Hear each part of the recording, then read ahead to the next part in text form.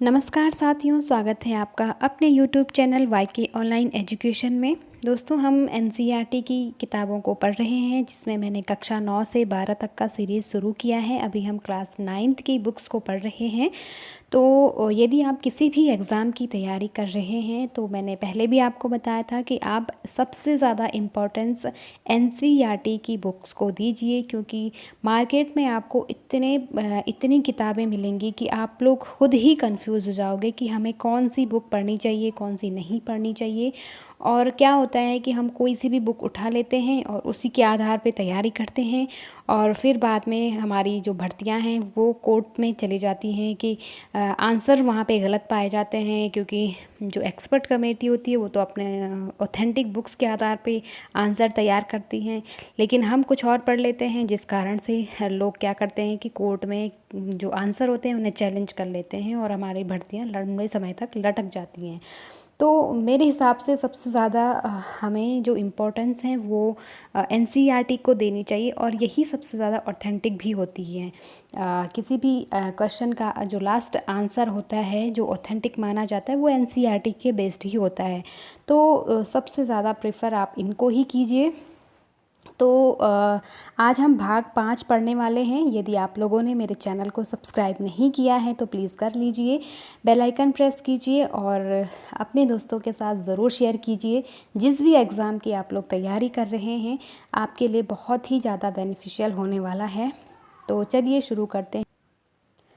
दोस्तों, आज हम महादेवी वर्मा, जो कि बहुत ही ज़्यादा इम्पोर्टेंट है हमारे एग्ज़ाम की दृष्टि से, तो महादेवी वर्मा के बारे में हम जानेंगे। बहुत डिटेल से मैं आज आपके इनके बारे में बताऊंगी, और ये भी बताऊंगी कि कहाँ से इनके जो रचनाएं हैं या इनको लेकर के कैसे प्रश्न बनते हैं। तो बने रहिए अंत तक। चलिए शुरू करते हैं। तो महादेवी वर्मा का सबसे पहले हम एक सामान्य जानकारी इनके बारे में ले लेते हैं। महादेवी वर्मा का जन्म 1907 उत्तर प्रदेश के फर्रुखाबाद शहर में हुआ था। ठीक, तो थोड़ा बहुत आप चाहो तो ये याद रख सकते हो, क्योंकि जो लोग बड़े एग्ज़ाम के जैसे नेट हो गया, टीजीटी पीजीटी के एग्ज़ाम की तैयारी कर रहे हैं, तो उनके लिए हो सकता है ये क्वेश्चन बन सकता है कभी कभार। जो मुख्य क्योंकि छायावाद के 4 स्तंभ हुए हैं, जिनमें महादेवी वर्मा एक है, तो कभी कभी आपको चारों स्तंभों के यहाँ नाम दे देंगे और यहाँ उनका जीवन जन्म तिथि दे देंगे। तो आपको हो सकता है उन्हें मैच करने के लिए या मिलान करने के लिए आ सकता है। तो इस दृष्टिकोण से आपको थोड़ा सा इनका डेट ऑफ बर्थ याद रखना चाहिए। ठीक है, तो 1907 में इनका जन्म उत्तर प्रदेश में फर्रुखाबाद शहर में हुआ था। इनकी शिक्षा दीक्षा प्रयाग में हुई। प्रयाग महिला विद्यापीठ में प्राचार्य पद पर लंबे समय तक कार्य करते हुए उन्होंने लड़कियों की शिक्षा के लिए काफ़ी प्रयत्न किए। 1987 में उनका देहांत हो गया था। ठीक, अब हम इनके बारे में जो भी आगे मैं बताऊंगी बहुत ज़्यादा इम्पोर्टेंट है, आप ध्यान से नोट डाउन करते जाइए। महादेवी जी छायावाद के प्रमुख कवियों में से एक थी। छायावाद के 4 स्तंभ में, देखो हिंदी साहित्य जिन लोगों ने पढ़ा है उनके लिए तो बहुत ज़्यादा टफ नहीं है, लेकिन जिन्होंने नहीं भी पढ़ा है मैं उनको भी समझा देती हूँ, क्योंकि हमारा हिंदी साहित्य 4 आधार स्तंभ 4 कालों में बटा हुआ है, जिसको हम 4 भागों में विभाजित करके पढ़ते हैं। और महादेवी जी जो हैं वो छायावाद के कवियों में हुई हैं। ठीक है, तो देखो छायावाद में 4 प्रमुख स्तंभ हुए। जैसे स्तंभ का मतलब क्या है, किसी भी, जैसे मान लो एक मकान बनाना है, तो उसके लिए हमें सबसे पहले क्या करना पड़ता है, एक 4 स्तंभ खड़े करने पड़ते हैं ना, तभी जाके मकान हम स्टार्ट करते हैं, बनाते हैं। जो नींव होती है 4 स्तंभों पे टिकी होती है। तो वैसे ही छायावाद एक युग है हिंदी साहित्य का, तो उसमें हम महादेवी वर्मा को एक स्तंभ मान के चलते हैं। ठीक है, क्योंकि छायावाद के जैसे जो 4 स्तंभ हैं उनमें जयशंकर प्रसाद हैं, सूर्यकांत त्रिपाठी निराला हैं, सुमित्रा नंदन पंत जी हैं और महादेवी वर्मा हैं। तो अपने आप में बहुत बड़ी बात है कि उस समय एक महिला जो लेखिका है इतने बड़े रूप में हमारे सामने आती हैं। ठीक, आगे हम देखो, इनको आधुनिक युग की मीरा और हिंदी के विशाल मंदिर की वीणा पाणी कहा जाता है। इम्पोर्टेंट है, नोट कर लीजिए। ठीक है, विशाल वीणा मतलब हिंदी का जो विशाल मंदिर है उसकी वीणा पाणी, और आधुनिक युग की मीरा कहा जाता है। ये आपसे कभी कभार पूछ लिया जा सकता है कि आधुनिक युग की मीरा किसे कहा जाता है, तो किसे कहा जाता है, महादेवी वर्मा को। और दूसरा मैंने क्या बताया, वीणा पाणी। तो ध्यान रखिएगा। सरस्वती का पर्यायवाची है वीणापाणी, ठीक है। चलिए फिर है महादेवी जी छायावाद के प्रमुख कवियों में से एक थी।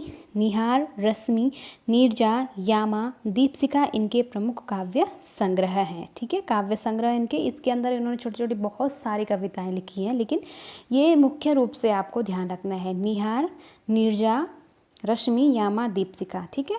और एक और चीज़ मैं आपको बता देती हूँ, जो यामा है ना, उसमें उन्हें ज्ञानपीठ पुरस्कार मिला था सन 1982 ईस्वी में। ये डेट आपको बिल्कुल ध्यान रखनी है। यामा के लिए ज्ञानपीठ पुरस्कार हिंदी साहित्य में दिया जाने वाला सर्वश्रेष्ठ पुरस्कार है, ठीक है। हिंदी में नहीं, मतलब साहित्यिक क्षेत्र में, किसी भी भाषा का हो, साहित्यिक क्षेत्र का सर्वश्रेष्ठ पुरस्कार है। और 1982 में यामा के लिए महादेवी वर्मा को मिला था। ये बात आपको ध्यान रखनी है, गांठ बांध दीजिए, ठीक है, यामा के लिए। फिर है दीपशिखा के प्रमुख काव्य संग्रह हैं। कविता के साथ साथ उन्होंने सशक्त गद्य रचनाएं भी लिखी हैं, जिसमें रेखाचित्र तथा संस्मरण प्रमुख हैं। इनकी और रचनाएं उतनी ज़्यादा फेमस नहीं हैं, मतलब अगर हम उपन्यास, कहानी, निबंध इनकी बात करें, लेकिन सबसे ज़्यादा फेमस जो महादेवी वर्मा हैं वो हैं रेखाचित्र और संस्मरण के लिए, ठीक है। अतीत के चलचित्र, स्मृति की रेखाएं, पथ के साथी, श्रृंखला की कड़ियाँ। देखो आप चाहो तो इनका जो यहाँ पे भले ही इनका प्रकाशन वर्ष नहीं दिया हुआ है, लेकिन टीजीटी पीजीटी के लिए ये इम्पॉर्टेंट हो जाता है, क्योंकि इनकी जो प्रकाशन तिथि है वो हमेशा पूछ ली जाती है, ठीक। तो देखो अतीत के जो चलचित्र है ना, वो 1941 में लिखा गया था, प्रकाशन उसका 1941 है, अतीत के चलचित्र, ठीक। दूसरा है स्मृति की रेखाएं, तो 1943 में ये लिखा गया था, यानी प्रकाशित हुआ था, ठीक। और एक है इनका मेरा परिवार, यहाँ दिया नहीं है, मेरा परिवार बहुत फेमस है। इसमें इन्होंने क्या किया है, जो महादेवी है ना, वो पशु पक्षियों से बहुत ज़्यादा प्रेम करती थी, और अपने आश्रम में इन्होंने बहुत सारे पशु पक्षियों का पालन किया था, ठीक है। तो उन्हीं को ये अपना परिवार मानती थी, और उन्हीं के ऊपर इन्होंने ये लिखा हुआ है, ठीक है, संस्मरण कहें या रेखाचित्र कहें, ठीक है। और उसका प्रकाशन हुआ था 1972 में। पूछा जा सकता है आपसे, ध्यान रखिएगा। चलिए फिर है श्रृंखला की कड़ियाँ। इनकी महत्वपूर्ण गद्य रचनाएं हैं। महादेवी वर्मा को साहित्य अकादमी एवं ज्ञानपीठ पुरस्कार से सम्मानित किया गया। भारत सरकार ने उन्हें पद्म भूषण से अलंकृत किया। देखो यहाँ पे दिया हुआ है रेखाचित्र और संस्मरण। देखो दोनों ही विधाएं क्या हैं, बहुत ज़्यादा आपस में मिलती जुलती हैं। तो कभी कभी आपको पूछ लिया जाएगा कि अतीत के चलचित्र रेखाचित्र किसने लिखा, या फिर ऐसा पूछा जाएगा अतीत के चलचित्र संस्मरण किसका है। तो क्योंकि संस्मरण और रेखाचित्र में बहुत ज़्यादा अंतर नहीं है, इसलिए ये जो रचनाएं हैं ना इनको संस्मरण में भी रखा जाता है और रेखाचित्र में भी रखा जाता है। या हम फिर यूँ कहें कि इन्होंने संस्मरणात्मक रेखाचित्र लिखे हैं, यानी कि स्मृति पे के आधार पर कुछ रेखाओं के माध्यम से, मतलब अपने जो यादें हैं या स्मृतियां हैं उनको चित्रित किया है, ठीक। तो ये हो गया। फिर है महादेवी वर्मा की साहित्य साधना के पीछे एक और आज़ादी के आंदोलन की प्रेरणा है, तो दूसरी ओर भारतीय समाज में स्त्री जीवन की वास्तविक स्थिति का बोध भी है। हिंदी गद्य साहित्य में संस्मरण एवं रेखाचित्र को बुलंदियों तक पहुंचाने का श्रेय महादेवी वर्मा को है। बिल्कुल, बहुत इनके जो रेखाचित्र हैं बहुत ही ज़्यादा उत्कृष्ट हैं। उनके संस्मरणों और रेखाचित्रों में शोषित पीड़ित लोगों के प्रति ही नहीं बल्कि पशु पक्षियों के लिए भी आत्मीयता एवं अक्षय करुणा प्रकट हुई है। उनकी भाषा शैली सरल स्पष्ट है तथा शब्द चयन प्रभावपूर्ण व और चित्रात्मक हैं, ठीक है। मतलब ऐसा लगता है उनको पढ़ के कि जैसे हम अपने सामने ही सारी चीज़ें फिल्म देख रहे होंगे। तो इतने अच्छे उन्होंने रेखाचित्र या संस्मरण लिखे हैं। अब यहाँ पे एक इम्पॉर्टेंट है, मेरे बचपन के दिन में महादेवी जी ने अपने बचपन के उन दिनों को स्मृति के सहारे लिखा है जो जब वे विद्यालय में पढ़ रही थी। इस अंश में लड़कियों के प्रति सामाजिक रवैये, विद्यालय की सहपाठिनियों, छात्रावास के जीवन और स्वतंत्रता आंदोलन के प्रसंगों का बहुत ही सजीव वर्णन है।